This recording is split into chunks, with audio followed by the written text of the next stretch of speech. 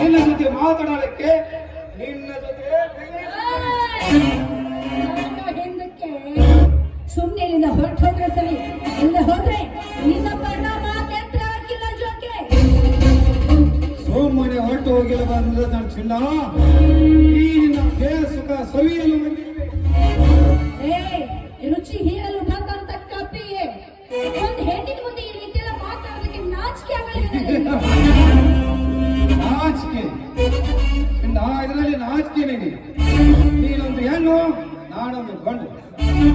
ನೀನು ಬಂದು ನನ್ನ ಸುಖ ಹೊಂದುವ ಹೆಣ್ಣು ಬರೀ ಹೆಣ್ಣಲ್ಲ, ನಾನು ಮದುವೆಯಾದ ಹೆಣ್ಣು. ನನಗೆ ಗೊತ್ತು ನೀನು ಇಲ್ಲಿಗೆ ಏಕೆ ಬಂದಿ, ಎಲ್ಲ ನನಗೆ ಗೊತ್ತಿದೆ. ಸುಮ್ಮನೆ ಬೇರೆ ಅರ್ಥ ಮಾಡದೆ ನಾಚಿಕೆಯನ್ನು ಬದಿಗಿರಿಸಿದ ನರಾಧಮನೆ. ಏನೋ ಮನೆಯಲ್ಲಿ ಅಕ್ಕ ತಂಗಿ ಇಲ್ವೇನೋ, ಮುಂದೆ ಹೋಗ್ತಾ ಈಗಿನ ಕಾಮಲಾಟವನ್ನ. ಭಂಡ ಎಂತ ಗಂಡಸೆ, ಒಳ್ಳೆ ಮಾತಿನ ಇಲ್ಲಿಂದ ಹೊರಟು ಹೋದ್ರೆ ಸರಿ. ನಿನ್ನ ಇದೇ ಭೂಮಿಯಲ್ಲಿ ಹೂಸಾಕ್ಬಿಡ್ತೀನಿ. ಅದು ಆ ಕಾಲ. ಇಂಥ ರಣಚಂಡಿಗಳು ಎಷ್ಟೋ ಜನ ನೋಡ್ತೇನೆ. ಸುಮ್ಮನೆ ಈ ಶಿವರಾಜನ ರಂಗ ಸುಖ ಪಡೆಯಬೇಕು. ಆಗ್ಲೇ ಹೇಳಿಲ್ವಾ, ಒಂದ್ ಹೆಜ್ಜೆ ಮುಂದಿಟ್ಟಿದೆ ಆದ್ರೆ ಹೂತಾಕ್ಬಿಡ್ತೀನಿ.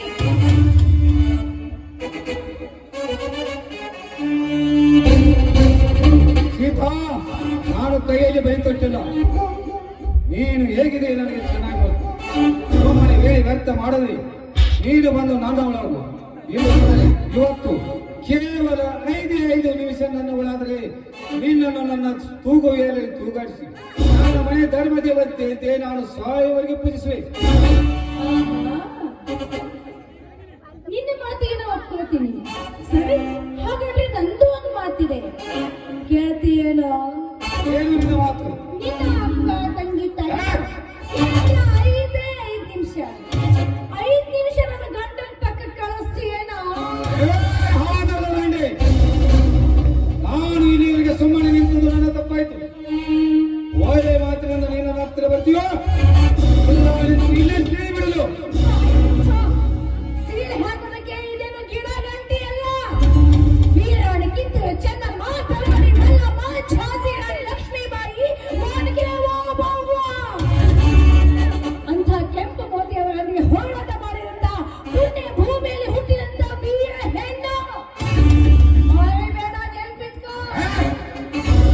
ಅದು ಆ ಕಾಲ. ನಿನ್ನ ಗೊಡ್ಡ ಬೆದರಿಕೆ ಗಂಡು ಬೆದರುವ ಗಂಡು ನಾನಲ್ಲ. ಸುಮ್ಮನೆ ಬಂದು ನನ್ನ ಒಳಗೆ ತಿಳೋದು ಮಾನಕ್ಕೆ ಹೆದರದ ಹೆಣ್ಣು ಹೆದರ್ತಾಳೆ ಅಂತ ತಿಳ್ಕೊಂಡಿದ್ದೇನೋ? ಮರ್ಯಾದೆಯಿಂದ ಹೇಳ್ತಾ ಇದ್ರೆ ಸುಂದರಿಯಿಂದ ಹೊರಟು ಹೋಗು. ಒಳ್ಳೆ ಮಾತಿನಿಂದ ನೀನು ನನ್ನ ಒಳಗೆ ಸರಿ. ಶಿವರಾಜ ನಾಂಗ ಸುಖ ಪಡೆಯದು ಹೋದರೆ ನಾನು ನಮ್ಮ ಅಪ್ಪನ ಮಗನಲ್ಲ.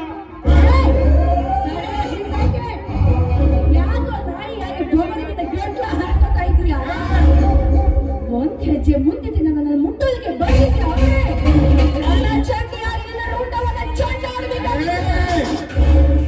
ನೀನು ಎಂತ ರಣಚಂಡಿ ಆಗ್ತೀನಿ ನನಗೆ ಚೆನ್ನಾಗಿ ಗೊತ್ತು.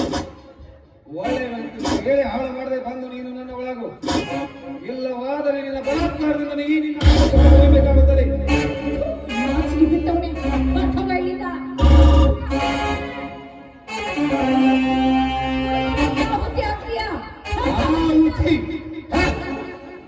ನೀನೇನು ನನ್ನ ಪ್ರಾಣ ತೆಗೆಯಲು ನೀನಲ್ಲ. ಆ ನಿಮ್ಮಪ್ಪನಿಂದಲೂ ಸಾಧ್ಯವಿಲ್ಲ.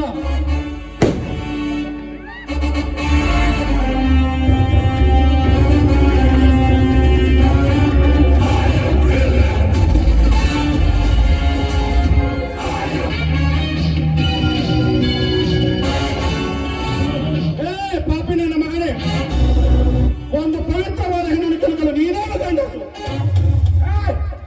ನನ್ನ ವಿಷಯದಲ್ಲಿ ಮತ್ತೆ ಮಾತಾಡೋ ನೀನಾವ ಗಂಡಸು. ಈ ಪವಿತ್ರ ಮಾತೆಯ ಮಗ ನಿಮ್ಮಂತ ಸೊಕ್ಕಿನ ಕಾಮನ ಸೊಕ್ಕನ್ನು ಮುರಿಯಲು ಸಿದ್ಧನಾಗಿ ನಿನ್ನ ಪಾಲನೆ ಮಾಡಬೇಕು. ನೀನು ನನ್ನ ವಿಷಯ ವಿಷಯದಲ್ಲಿ ಮಾತನಾಡಕ್ಕೆ ಇವರನ್ನ ಸುಮ್ಮನೆ ಬಿಟ್ಬೇಡ. ಇಂಥವ್ರ ಈ ಭೂಮಿ ಮೇಲೆ ಏನ್ ಮಾಡ್ತು? ಅತ್ತಿಗೆ ನಿಮ್ಮನ್ನು ಬಲಾತ್ಕಾರದಿಂದ ಬಂದ ಸುಲಭ ಏನು ಮಾಡಲಿ ಅತ್ತಿಗೆ? ಇವನ ರುಂಡವನಿಯ ಈ ಕೊಟ್ಟನಿಂದ ಬೀಳ್ಕೊಡ್ತಾರೆ, ಇಲ್ಲ ಇವನನ್ನು ಇಲ್ಲೇ ಸುಟ್ಟು ಹಾಕಲೆ. ಹೇಳು ಅತ್ತಿಗೆ, ಹೇಳು. ಬೇಡಪ್ಪ, ಇದೊಂದ್ಸತಿ ಇವನಿಗೆ ಕ್ಷಮಾದಾನ ಮಾಡು. ಈ ಮುಂದೆ ಅದರ ಬುದ್ಧಿ ಕಳ್ಕೊಂಡು ಒಬ್ಬ ಒಳ್ಳೆ ಮನುಷ್ಯನಾಗಿ ಬಾಳಲಿ. ಏನೇನು ನನ್ನ ತಾಯಿಯಾರು ಶಿವರಾಜ್, ನನ್ನ ಅತ್ತಿಗೆ ಕ್ಷಮಾದಾನ ಮಾಡು ಅಂತ ಹೇಳಿದ ಅಂದ್ಮೇಲೆ ನಿನಗ ಕ್ಷಮಾದಾನ ಮಾಡ್ತೀನಿ. ಹೋಗು ಮಗಳ.